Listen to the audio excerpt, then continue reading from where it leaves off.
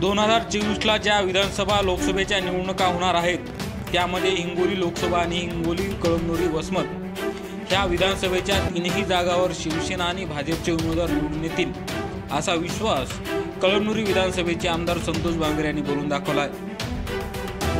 त्याच्यानंतर पुन्हा 4-5 महिन्यांनी विधानसभा लागणार आहेत। मी आपल्याला या नवीन वर्षाच्या हेतून एवढेच सांगेल की येणाऱ्या काळामध्ये लोकसभा आणि विधानसभेची तयारी चालू केलेली आहे।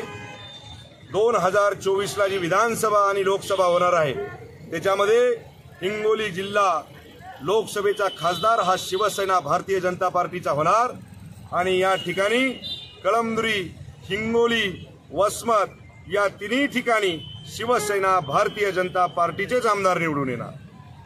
त्यासाठी काय बदल केल्या जाणार आहे? जसे आहेत तसे वागणं चालू आहे। लोकांचे धडाधड कामं करायचे। मग तुम्हाला सांगतो की कुणी जर आम्हाला वाईट म्हणत असेल तर आम्ही बदलू शकत नाहीत। लोकांसाठी हा लढा चालू राहणार आहे। सर्वसामान्यांसाठी, शेतकऱ्यासाठी हा लढा चालू राहणार आहे। त्याच्यामुळे बदलणे शक्य नाही।